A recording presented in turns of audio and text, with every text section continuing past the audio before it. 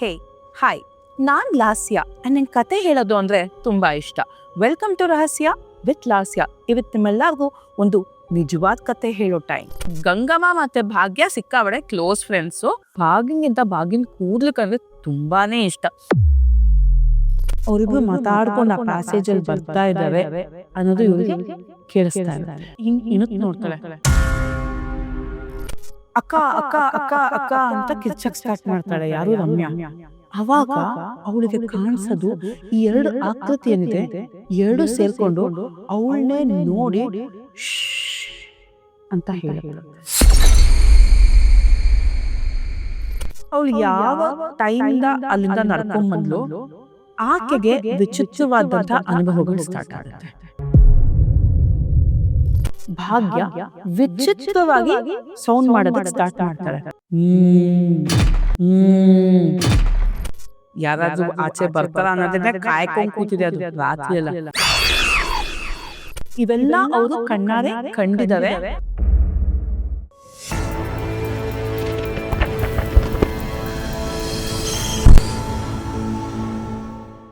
My dear mistake family, ಇವತ್ತು ನಾನು ನಿಮಗೆ ಹೇಳಕ್ ಹೋಗ್ತಾ ಇರುವಂತ ಈ ಒಂದು ಕತೆ ಸತ್ಯವಾದ ಘಟನೆ. ಎಸ್, ನಮ್ಮ ಒಬ್ಬರಲ್ಲಾದಂಥ ಒಬ್ಬರು ಸಬ್ಸ್ಕ್ರೈಬರ್ ರಮ್ಯಾ ಅನ್ನೋರು ಈ ಒಂದು ಸ್ಟೋರಿನ ನನಗೆ ಇನ್ಸ್ಟಾಗ್ರಾಮ್ನಲ್ಲಿ DM ಮಾಡಿದ್ರು. ಅವ್ರದ್ದೇ ಆದಂಥ ವಾಯ್ಸ್ ನೋಟ್ಸ್ನ ಕಳಿಸಿದ್ರು. ಸೊ ಈ ಒಂದು ಸ್ಟೋರಿ ನಡೆದಿದ್ದು ಅರಸೀಕೆರೆನಲ್ಲಿ. ಎಸ್, ಇದೇ ಇವತ್ತಿನ ಎಪಿಸೋಡ್, ದ ಅರಸೀಕೆರೆ ಹಾರರ್.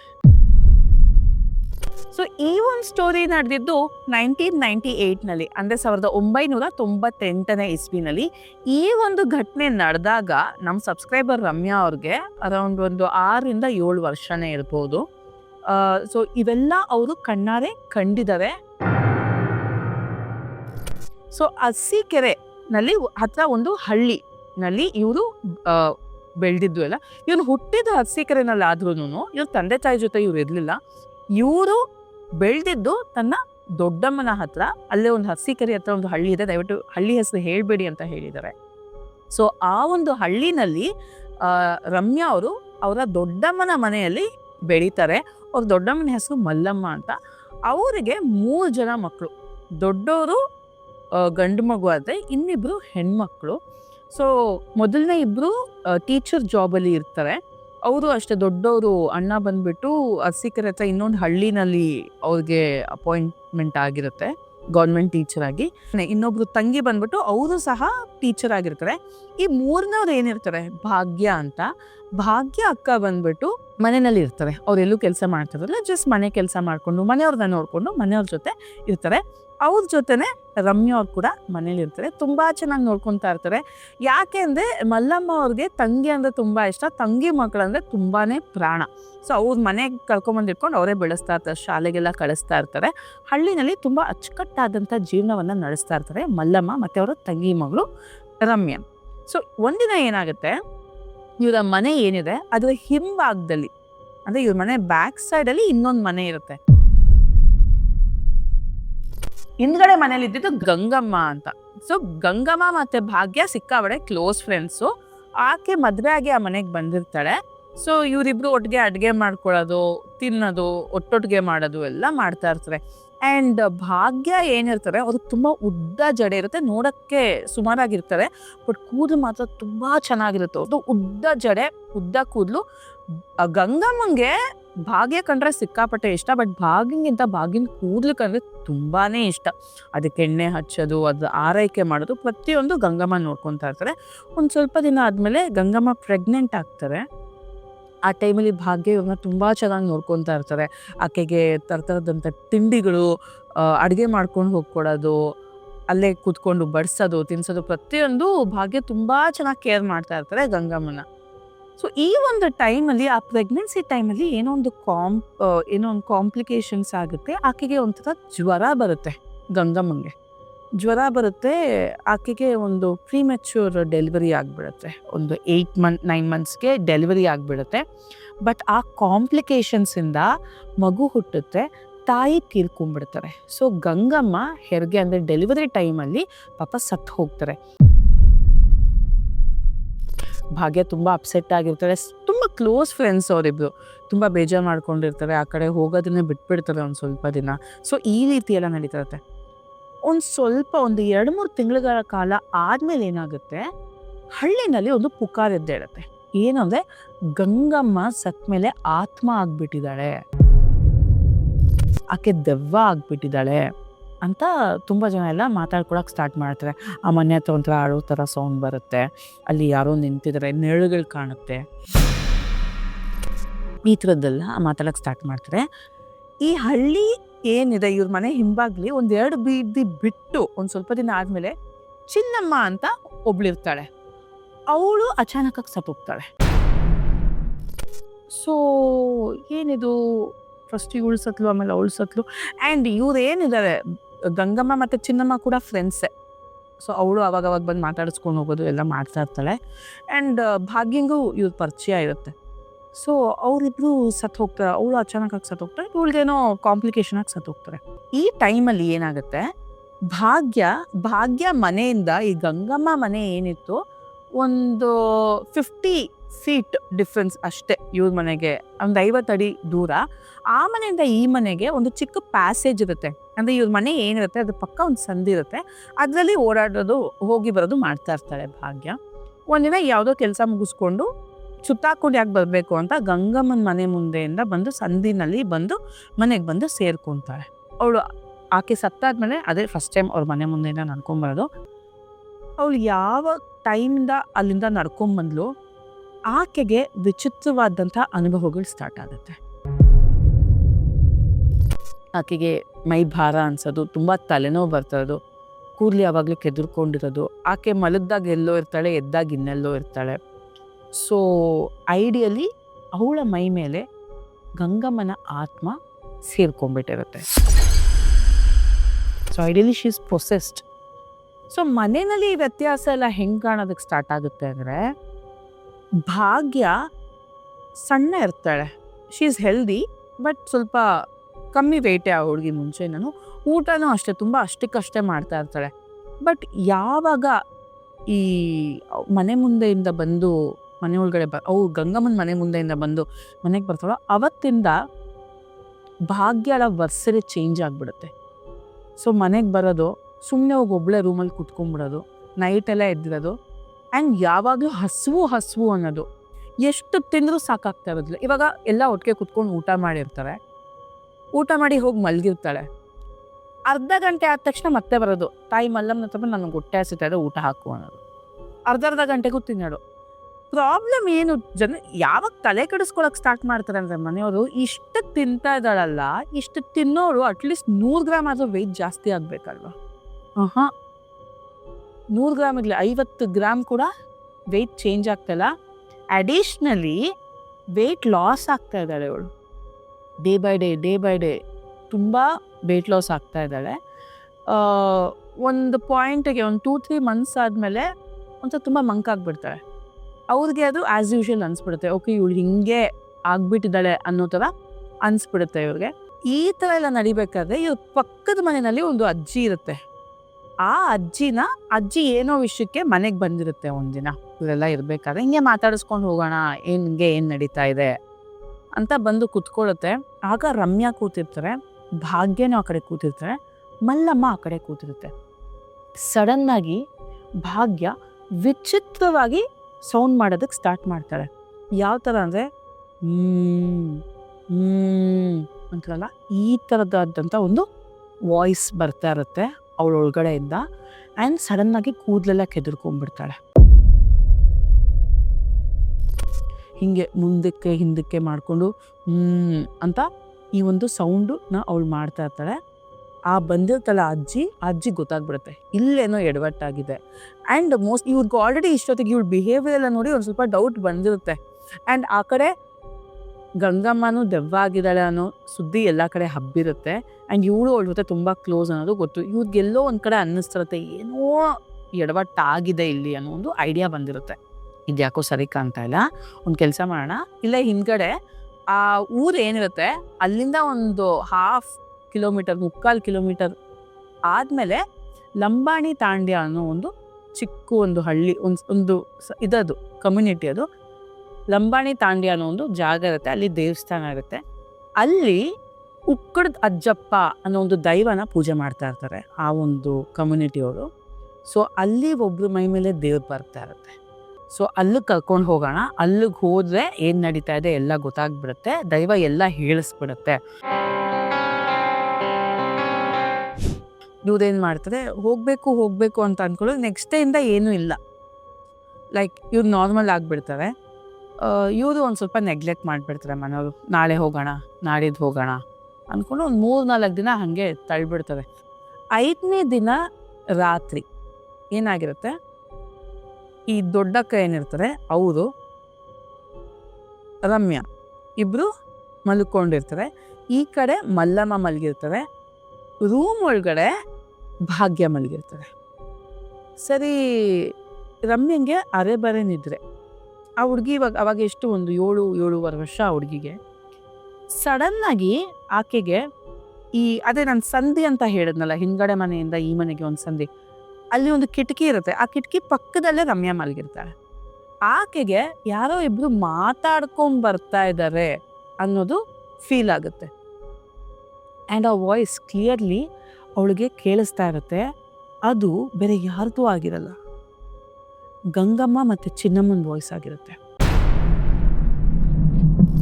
ಅವರಿಬ್ರು ಮಾತಾಡ್ಕೊಂಡು ಆ ಪ್ಯಾಸೇಜಲ್ಲಿ ಬರ್ತಾ ಇದ್ದಾರೆ ಅನ್ನೋದು ಇವ್ರಿಗೆ ಕೇಳಿಸ್ತಾ ಇರುತ್ತೆ.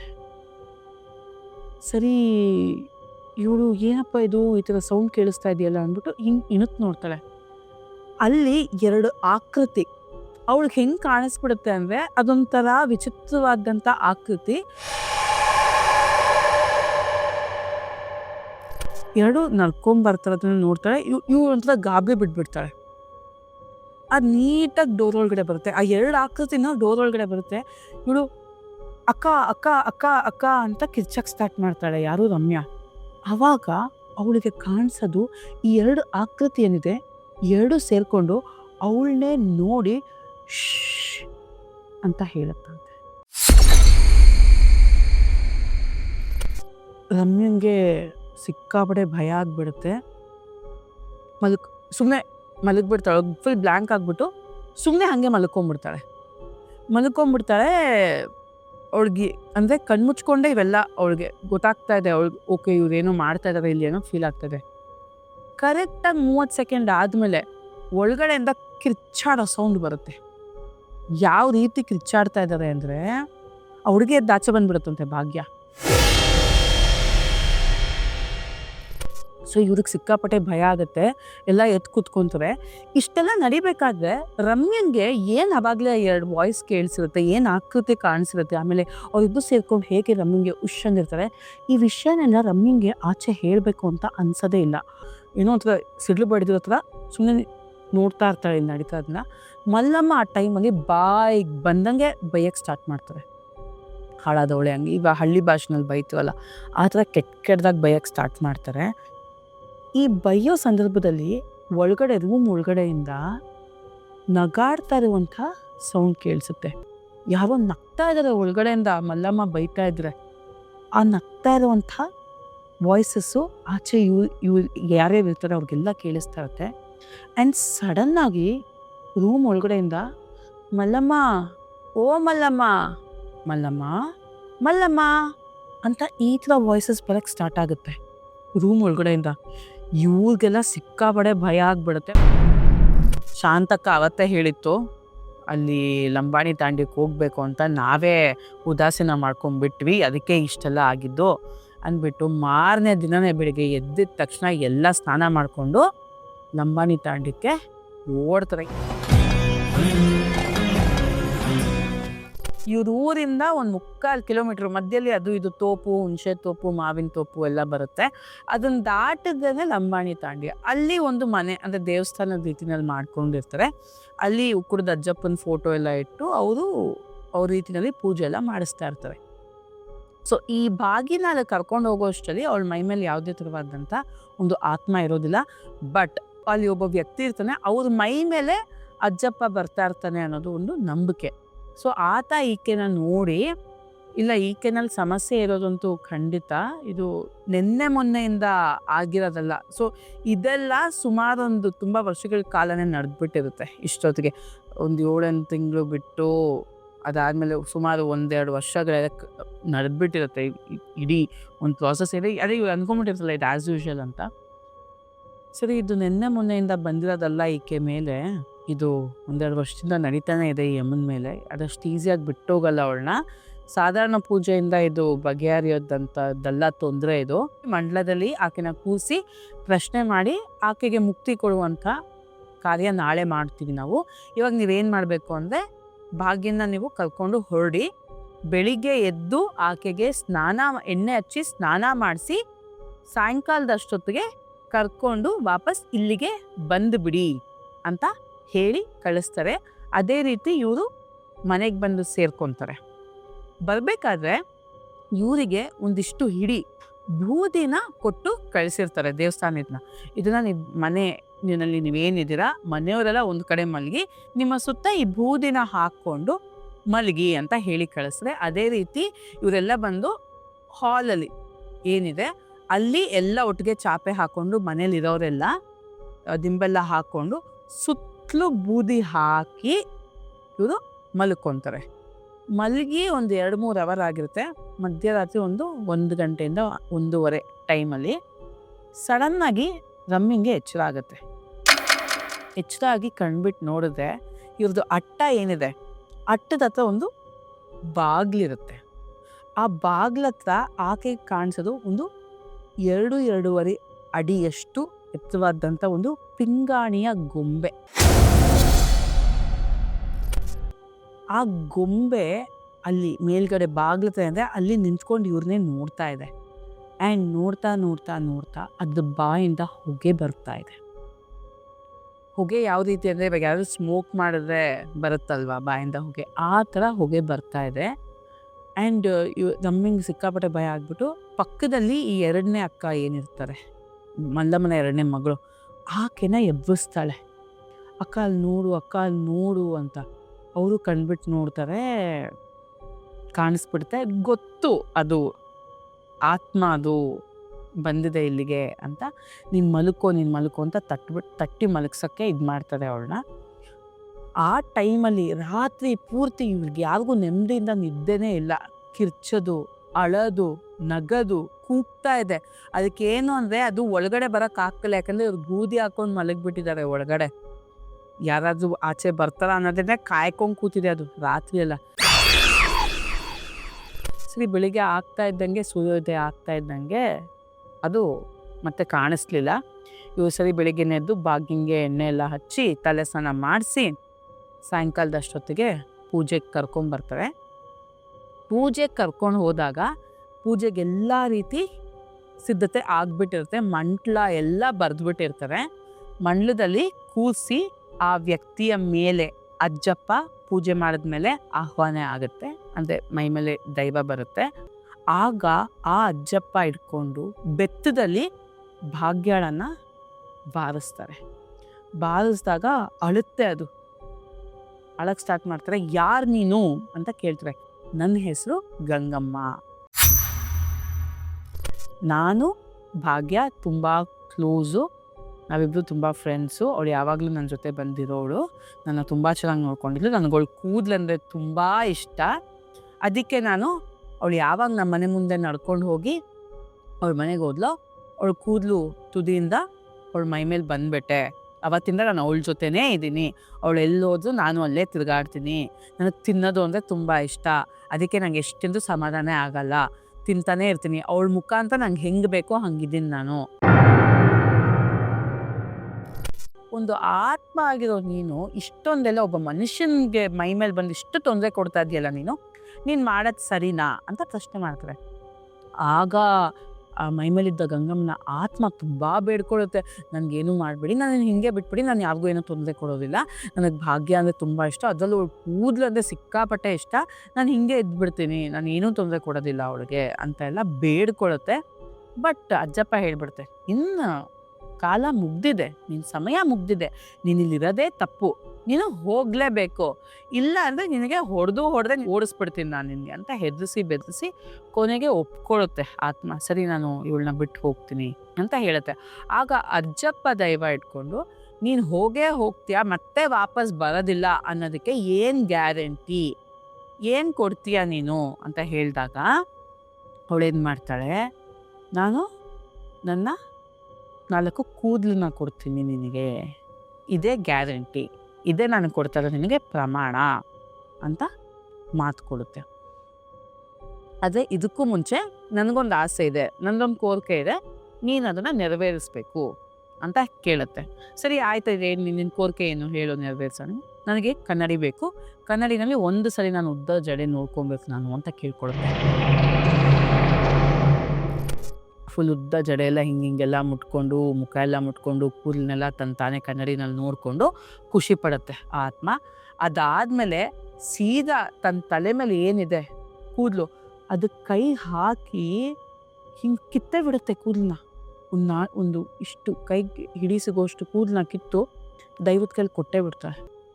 ಕೊಟ್ಟು ಸರಿ ನಾಯ್ತಲ್ಲ ನಡಿ ನೀನು ಅಂದಿದ ತಕ್ಷಣ ತೆವಳ್ಕೊಂಡು ಹೋಗಿ ಆ ದೇವಸ್ಥಾನದ ಬಾಗಿಲಿನ ಹೊಸಲೆ ಇದೆ, ಅದ್ರ ಮೇಲೆ ತಲೆ ಇಟ್ಟುಬಿಡುತ್ತೆ.